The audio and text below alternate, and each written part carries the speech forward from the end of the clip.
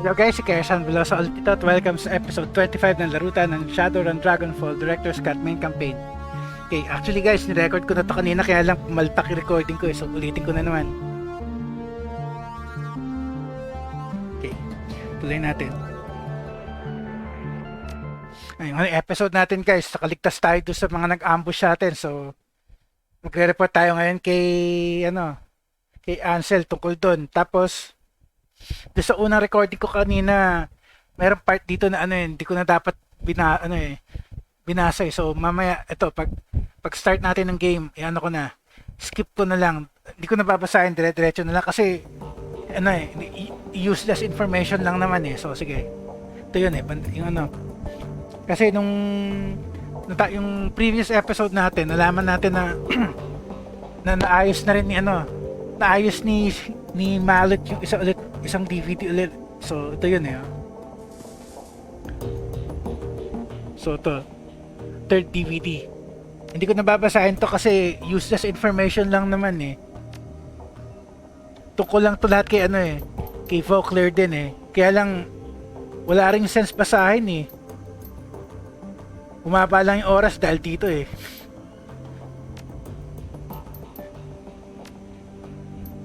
So skip ko na yan.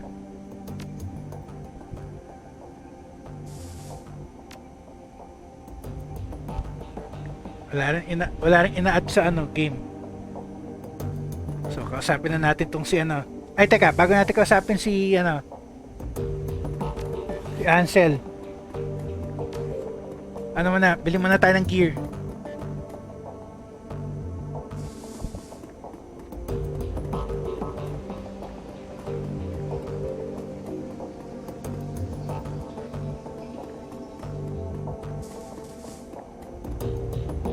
Bili muna tayo ng Una, bibiling ko muna yung bagong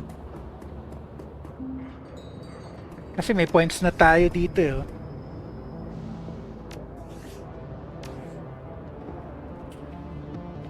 Bibiling ko muna yung level 5 level 5 na cyber deck.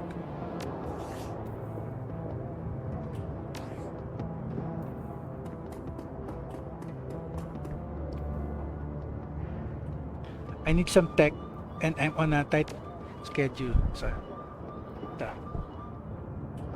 Fuji Virtua X.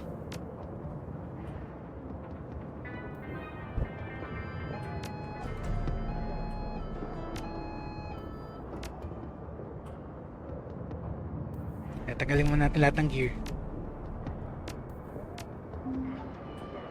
Ito muna. Tapos dito yung ito Mousebird. Tapos ito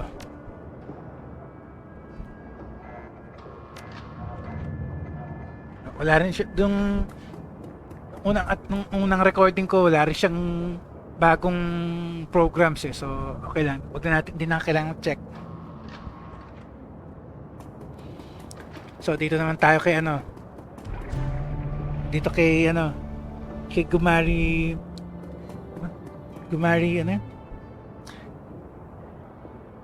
Matpack, yung yung gear vendor. Bili tayo ng armor. Kano yung gold natin? 1-2 na lang. So taga benta muna tayo ng pwede natin benta. Ito yung nakuha nating weapon dun sa mission, hindi naman na kailangan yan eh. So bibenta ko na yan. Taga isa pa.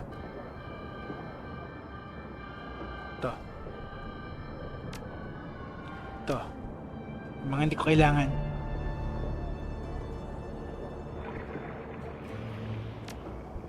Okay, so may 2,000 tayo. So bili mo na akong bagong outfit. Ito yung nung unang record ko, ito napili ko eh kasi nga plus 1 range combat tapos hit points tsaka level 5 armor.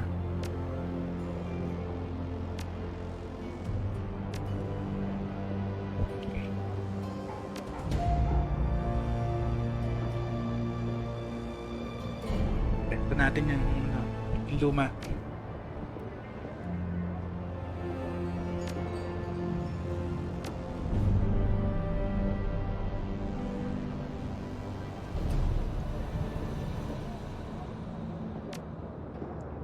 least may 1-3 tayo.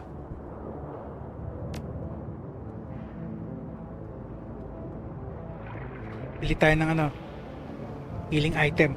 Yung ano, revival.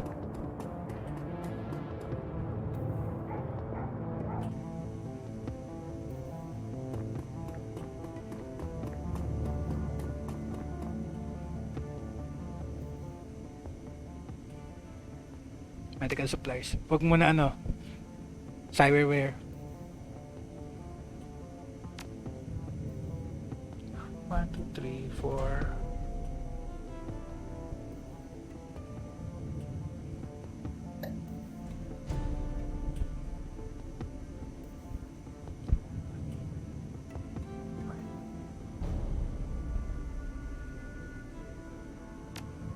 So, 5 yun na.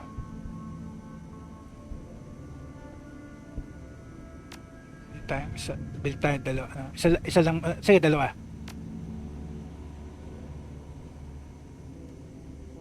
300 matitira sa atin, okay lang.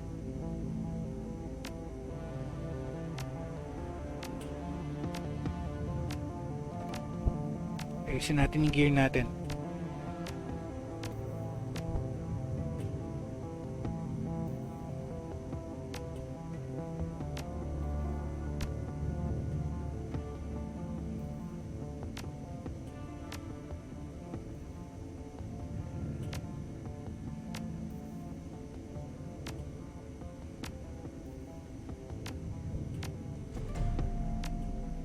So, ang natira sa atin, 1, 2, 3, 4, 5, 6, isang set. Halos.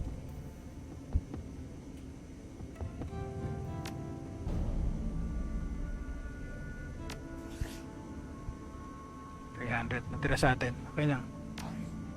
Okay. Pasapin na natin si Ansel.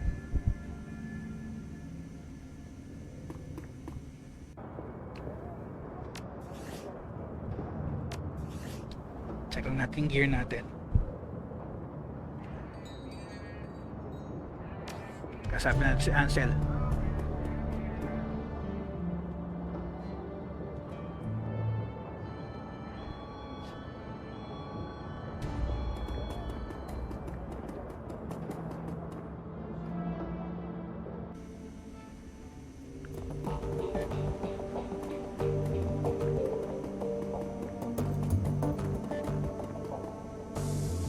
Save ko nga ulit dito para merong additional backup.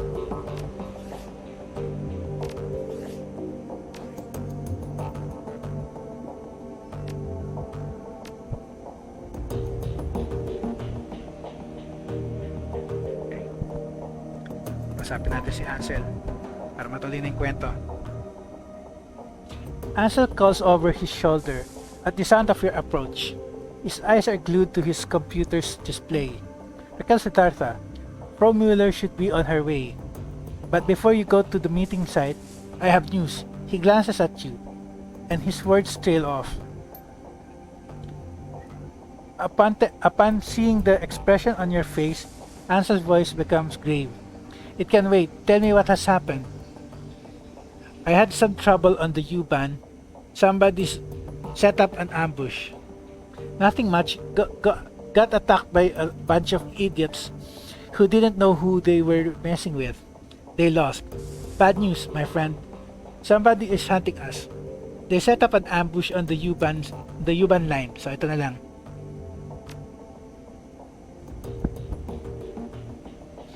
Ansel pauses, then gives a curt nod. Truth be told, I've been expecting that something like this might happen. I'm just glad you made it out alive. Pasensya guys at kung narinig yan. In-hit kasi mga pusa dito sa lugar namin eh. Hand over the encrypted PDA. One of the attackers dropped this. Wala na yung PDA sa atin. So, Ansel takes the PDA from you and examines it. Yes, I should be able to extract some information from this. Give me a moment.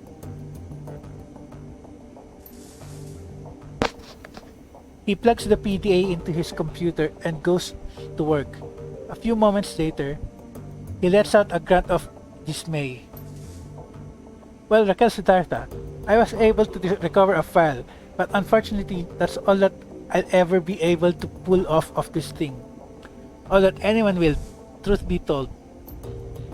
It must have been running some kind of counter-intrusion software. The instant that I gained access, it bricked itself. Ansel disconnects the useless PDA and drops it to the ground. It clatters to a rest on the metal floor. What did you manage to pull off of it? One whole file? Nice job, Paul. Damn it, we're in trouble enough already. We can't afford to lose what few leads we have. But what did you manage to pull off of it? A com file. The audio is all here, but it looks like we've only got video from one side of the conversation. Let's see what we have. He opens the file and a nightmarish familiar face appears on the screen. Ay yung orc doon sa simula ng game.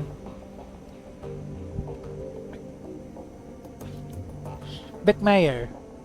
The voice bleats out from Ansel's speakers, filling the room. Ordon here. What's your status?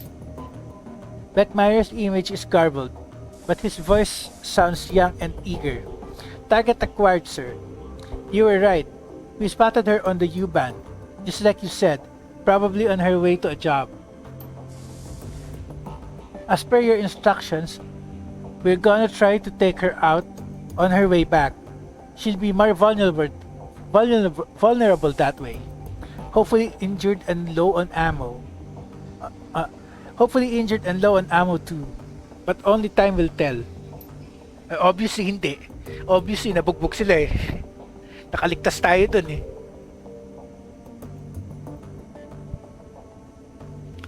Good man. Proceed as instructed. Will do. Cosman is rigging up an ambush spot now. We'll try to make it quick. And yun din ginawa ko eh. Na-dispatch ako rin sila kagad eh. The orc with the nightmarish face nods. Send me a comm when the job is done. Ordon out. Obviously wala siyang natanggap dahil nga nabugbog natin siya eh. The image on the computer screen dies. Ansel turns to face you. While our scarred friend makes an appearance, Raquel Siddhartha, I suspect that Green Winter's predictions are coming true. I believe that Fewer Fringe is behind this. Under Ansel's patient exterior, you can feel the worry that's eating at him. Be on your guard, you and the rest of your team. You made it through this attack relatively unscathed, but next time you might not be so lucky. At least now we have a name to put to the face. Odran. Well, we'll be fine.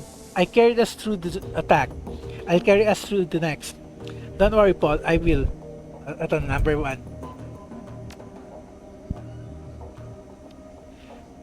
That's not all we have.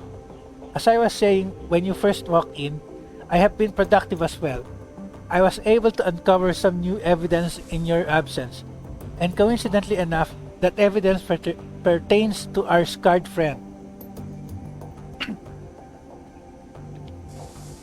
You might recall that I said I'd dig into Ordron's skin grafts. Well, I did, and that search has finally borne fruit. One of my contacts outside of Berlin handles the paperwork for private hospitals all across Germany. It's a dull, boring job, but it does have its perks. Ansel pulls open a file on his computer. A medical chart opens up on the screen. As it turns out, our scarred friend's skin grafts were performed at a legitimate hospital, after all. Okay, so Biotech 4, read the chart. Some good news for once. What do they say? What's the takeaway sa top? Dahil may biotech skill naman tayo eh. So sige, read the charts. You glance over the chart with a trained eye. A few salient details leap out at you. Firstly, there is almost no personal identifying information listed on the chart. Apparently, Ordon was delivered to the hospital without any form of ID, and they were unable to find a listing for him in their medical database. His name is listed as Max Musterman, the local equivalent of John Doe. Secondly, his injuries are described in great detail. The prognosis was fairly grim at the time of admission. Audran had sustained third-degree burns over 60% of his body. He had also been on the receiving end of a massive blunt force trauma. 2 of his ribs were broken, and his pelvis had been shattered. So nabugbog pala kagad pala siya eh. On top of these terrible wounds, he was also suffering from radiation toxicity. The chart suggests that his body had absorbed over 5,000 millisieverts of ionizing radiation. Without treatment, he almost certainly would have died. Finally, the date of admission catches your attention. Audran was delivered to the hospital on the 25th of September 2039. The admitting nurse estimated his age at the time to be 25. Ansel studies your face as you step back from the computer. Your thoughts, hold nothing back. I'd like to hear everything that comes to mind. Well, those burns sound like dragon fire. But if the firewing burned Audran, why would he be working for her now? I don't think that Audran is working for the firewing. I believe that he is serving her. On Greenwinter's second DVD, he mentions that there is a cult within the SOX that worships the firewing, the disciples of the cleaning fire. I believe that Audran belongs to this cult. What difference would that make? That's bad news. There's nothing more dangerous than Azila. My thoughts exactly.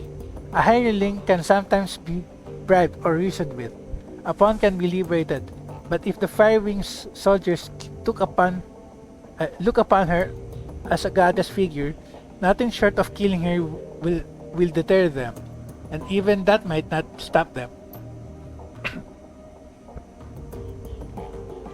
So it is possible that Audran is a dragon cultist. This seems to fit with much of the other information that we've uncovered. Did any other red flags jump out at you?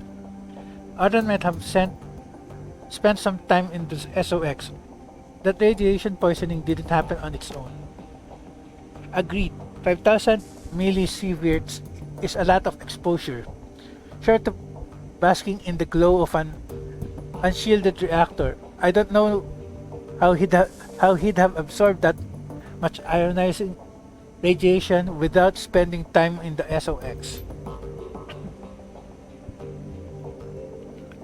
Alright, so Audran was heavily irradiated, most likely from time spent in the SOX. What else does this tell you? The hospital couldn't ID Audran. Either somebody covered his tracks for him, or he was living completely off the grid. Indeed, if Audran were a denizen of the SOX, a glowpunk, his lack of identifying information would make sense. Ansel adjusts his glasses. It's a working theory at any rate. So to sum up, Audran has probably spent time in the SOX. It's possible that he even lived there as a member of Fiorushwin's dragon cult, and he is after you. Ansel pauses for a moment before continuing. In my mind, all of this reinforces one fact. We need to find Vauclair and we need to do it fast. Agreed. The hell with that. I'm gonna go find Audran and take him down. Wait, how does that follow? Agreed. Good. And that's all the more reason to gather Alice's fee as quickly as possible. There is a buzzing sound from Paul's wrist. He lifts his hand to look at his PDA, and as luck would have it, Frau Müller has arrived. Best of luck at the meeting, Raquel Siddhartha. Remember, this is urgent. We need that money. I'm on it. Okay, so punta naman natin ngayon yung setup ng runs para sa atin.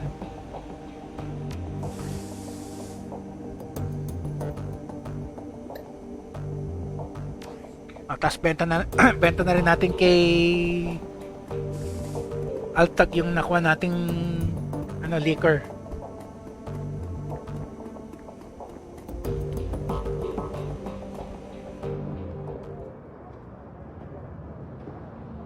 Although sa mga nabasa kong guide, walang mababa lang makukuha natin doon pero sige, subukan na rin natin. Ito kakausapin natin si Frau Müller, pero dahil muna tayo dito kay Altag.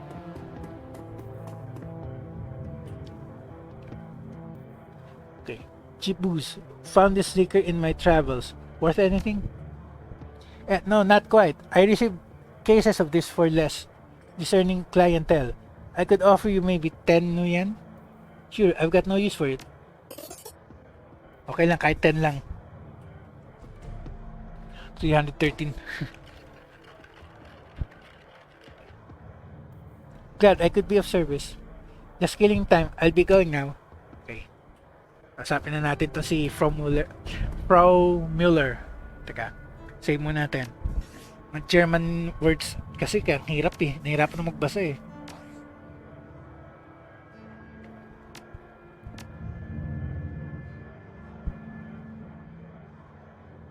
Okay.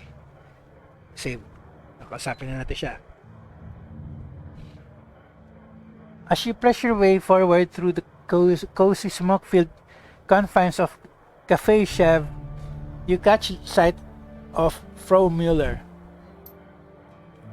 She appears as Ansel described her, an impressive-looking woman of Aslaner descent, with coffee-colored skin and dark wavy hair. Everything about her screams corporate executive, from her expensive-looking suit to her tastefully understated makeup. She's obviously nervous, but she's hiding it well. She locks eyes with you and hesitates only slightly before speaking. Raquel Siddhartha, I presume? Her Ansel told me that I could meet you here. He wasn't lying. He said that you had a job for me. She holds her silence for a moment, then nods. Yes, I do. In truth, I'm in desperate need of your help. Then tell me what you need from Müller. She offers you a small smile. An assumed name, obviously, but I have been told that this is how you people do business. She straightens in her seat and tries on a smile. It hangs there for a second, then fades away. She sighs. From my accent, you've no doubt inferred that I'm an Aslaner. Further, you may have guessed who I work for.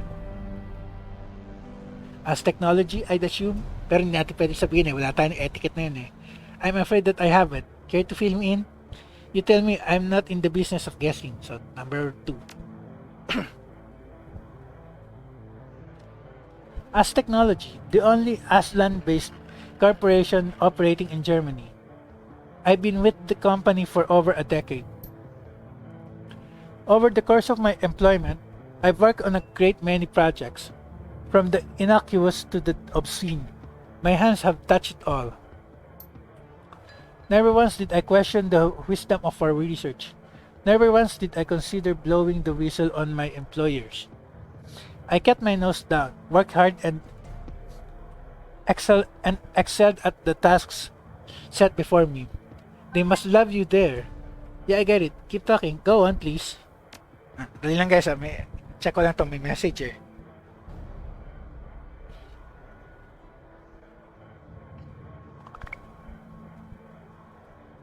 Dali lang guys. Reply lang ako sandali.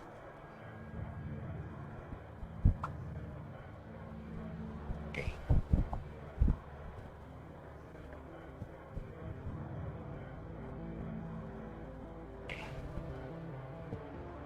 Okay, tuloy natin to.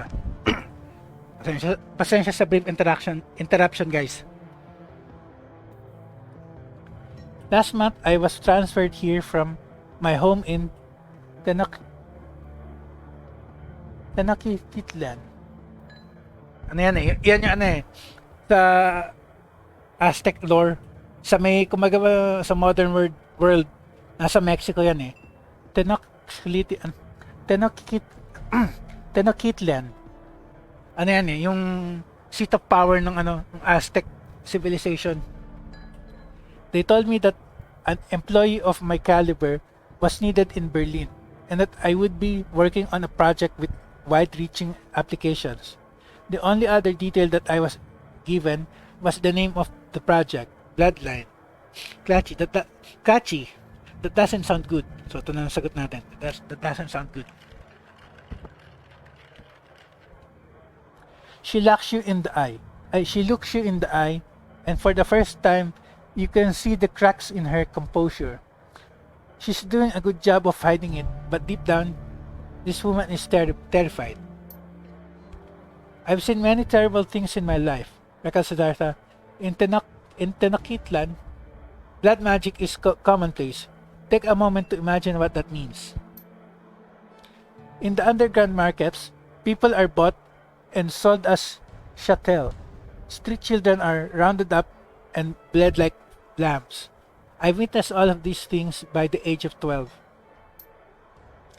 She takes a deep breath, then lets it out slowly. Seeing such things, it changes you, makes you numb. But what I found when I arrived here was worse.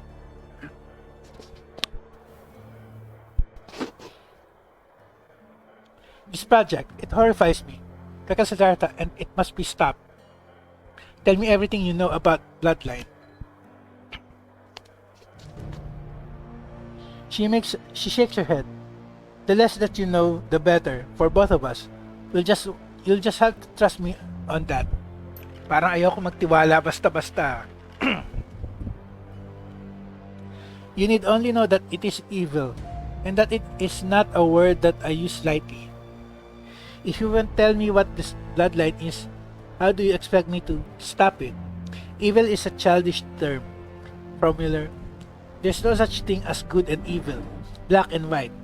The sooner you learn that, the better. Ayoko yung option na yan. Hindi ako naniniwala dyan. Para ano yan eh, nakalinya yan doon sa sinabi sa atin ni ano nun eh, yung nag-hire sa atin dapat na tinanggihan natin. You have to understand, from Miller, I can't accept a job without knowing what it entails. Alright, fine. What do you want me to do about it? Ito lang, number 3. Of course not. Your job will be relatively simple. I want you to bring the building down. The computers, the research data, the mages and scientists that are working to bring about this abomination. I want all of them burned to ash and buried in rubble. No compromises and no exceptions. Her tone softens. I'm sure that you have unanswered questions. I'm not in the habit of dealing with Shadowrunners. In truth, I've spent the majority of my career living in fear of you people. I do know that you're the only ones who can get this done. So tell me, Rekal Siddhartha, is there anything more that you need to hear from me? Or are you ready to make a decision? Okay. Paul Ansel is my representative in these matters. Why couldn't you tell all of this to him? What about any innocent What about any innocent people in the building? None of us are innocent, Rekal Siddhartha. But if you need to if you need to save your conscience, rest assured that at the hour of your approach, the only personnel authorized to be on site will be security and senior members of the research team. And I assure you, neither are innocent in this matter. If the Bloodline project reaches completion, nobody will be safe ever again. This sounds like hyperbole, I know, but it isn't. The Bloodline project will lead to countless deaths. I am certain enough of this to hire you, despite the fact that doing so will probably cost me my own life. What can you tell me about the building security? Expect it to be tight. In addition to their standard security team, as technology has taken out a night-errant high-threat response team.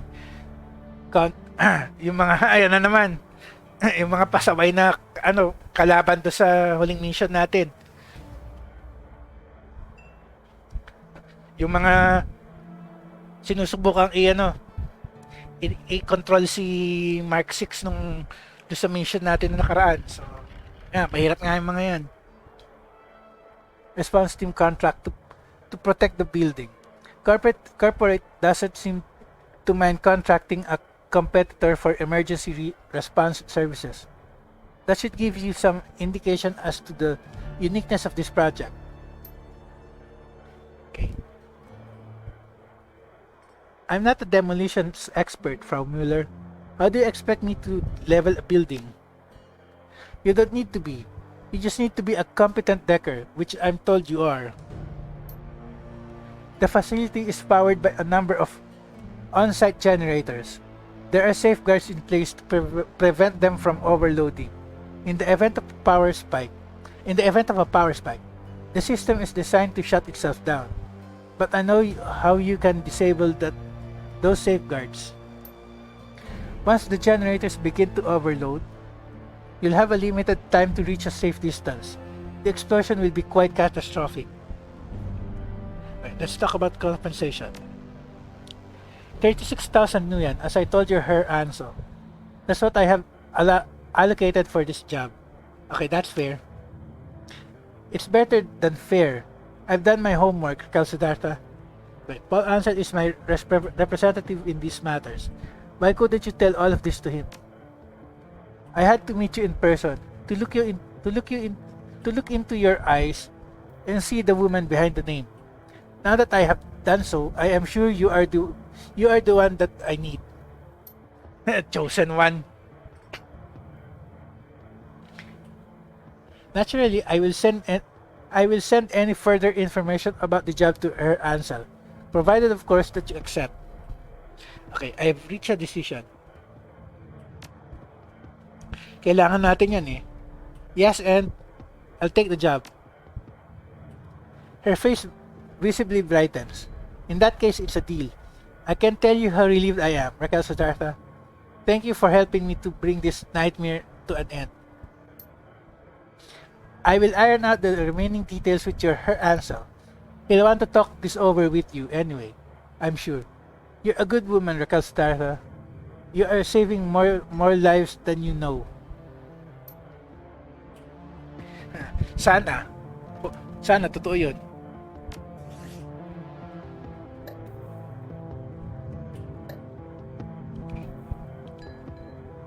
Balik tayo kay Ansel.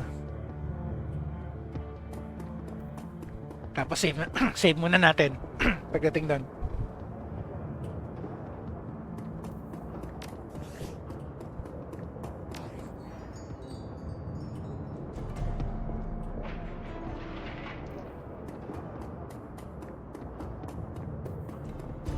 Check ko lang yung time. Pwede pa. So,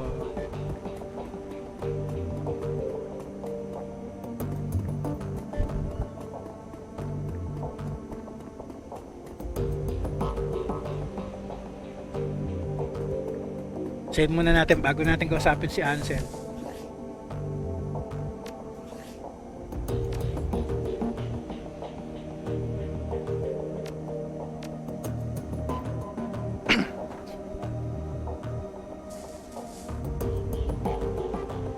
Sabihin na natin sa kanya na tanggap na natin yung mission. Sige. Welcome back, Raquel Sudarta. How did the meeting with Frau Müller go? I accepted the job. Any ideas on how to tackle this? Yes, a few. Frau Müller has provided us with detailed information on the facility. I vetted the information and it seems to hold up. Based on this intel, I have formulated what I believe will be an effective strategy to bring down the building.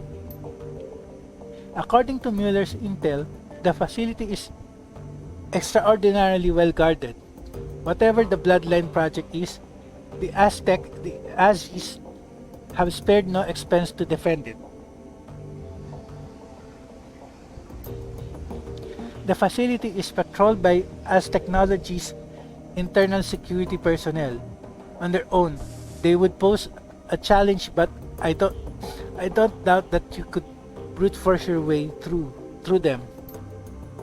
Unfortunately, they will not be on their own, as Technology has purchased one of Knight Errant's more expensive security contracts as an additional line of defense. That's not that's not good. I've fought Knight Errant before. They don't scare me. So kicking in the front door is out then. Mukhang ito nga magandang sagot dyan. Ansel nods. I should say so. I pulled some strings with an old contact of mine, and he's provided me with the address of a small software developer, OTX International. They write the firmware updates for Knight Errant's comm systems, and their defenses should be considerably weaker than as Technologies. My contact has informed me that OTK stores an off-site hard copy of every firmware update it develops for data security purposes. My suggestion is this: you hit the offices of OTK International and reduce their computers to slag. In the interim, I will have the hard copy of their next update replaced with a compromised version. Okay stealth ang approach natin. When OTK's next update goes live, a compromised version will be pushed out to Knight Errant. When you hit the AS Technology facility, I'll be able to track Knight Errant via their comlinks. This should make the run much more manageable. He fishes in his pocket for something. A moment later, he produces a corporate ID with your face on it. This will get you through the front door of the office park that contains OTK International. My contact was only able to provide me with the one card, so you'll need to let the rest of your team in through a side door. Alright, sounds like a plan. I'd rather just hit the AS Technology facility directly. I can handle whatever they can throw at me. I'm beginning to rethink this. Okay, sige. Alright, sounds like a plan. Very good. OTK's offices aren't far from here. You should take the U-Bahn there when you're ready. Okay.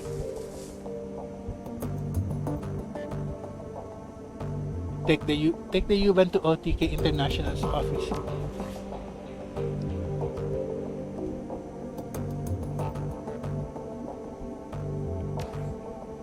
Check muna ulit natin yung Alice funds. Magkano? Okay, muling check yan, 30,000 na higit yata yun eh. Ayan ba tayo? Wala. Alice funds 32,500. Kailangan pa natin ng 17,500.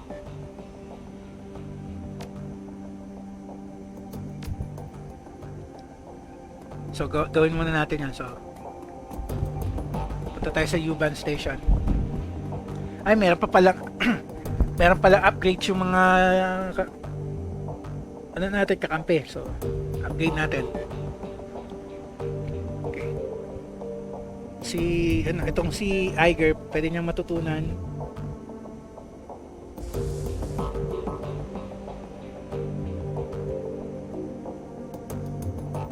Frag grenade boost. Ay. Sniper specialist 2. Iger gains a sniper rifle ability. Fires a discarding Sabotage HTI round that ignores armor completely. Costs 2 AP. Cooldown 5. Shotgun ammo mod. Iger gains a shotgun ability that sets targets on fire and strips one armor. Ongoing damage 4. Cost 1 AP. Cooldown 3. Shotgun or sniper. Ako na lang ang mag-sniper specialist for now. Ito na lang sa'yo. Sige, mag-shotgun ka na lang.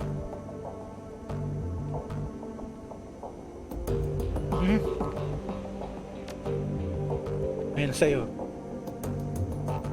Next one. Okay. Okay, Blitz.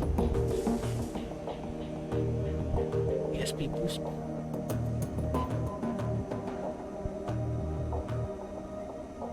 Increase by 1.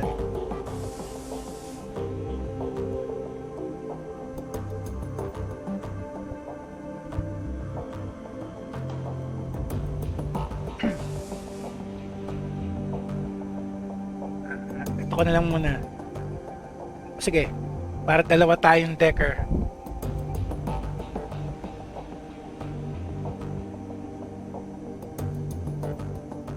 Si Glory.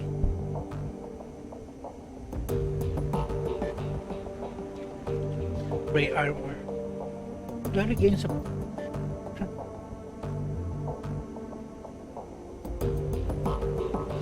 gains an armor stripping razor attack. 2 hits and each hit strips 2 armor from the target. Ayan. Gagagit ang Clawmaster. Tama naman talaga, dapat Clawmaster ko eh. D-trick. Gusto kong itaasan yung healing magic mo eh, kasi pasaway ka eh. Nerve Spear. Basic Nerve Bolt. Spell now. Flashes enemies from cover when they are hit. Battle Hardened. Dietrich's use of devotion to the dragon's lair. The dragon's lair either imbue him with an innate +1 armor. Actually, mas kailangan ko to. Kailangan ko ng mga attacks para sa'yo.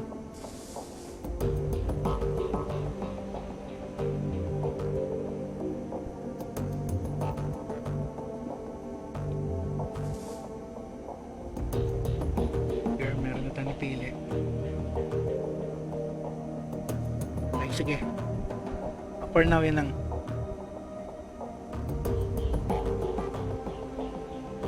Confirm.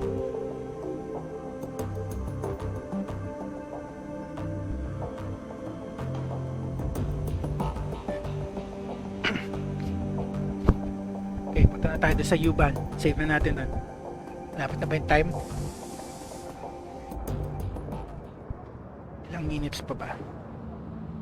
5 minutes, teka. Punta na tayo sa U-Bahn station, tapos save na natin doon. End na natin dito.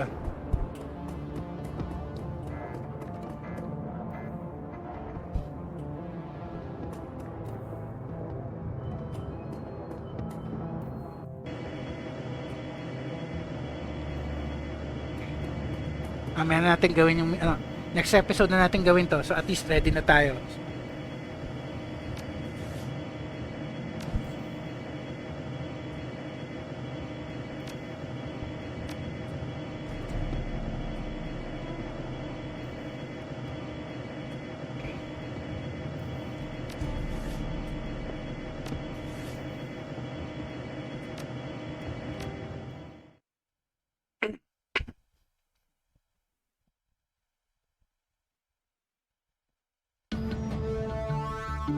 Okay guys, kaya Stan Balasa signing off. Next episode na lang ulit.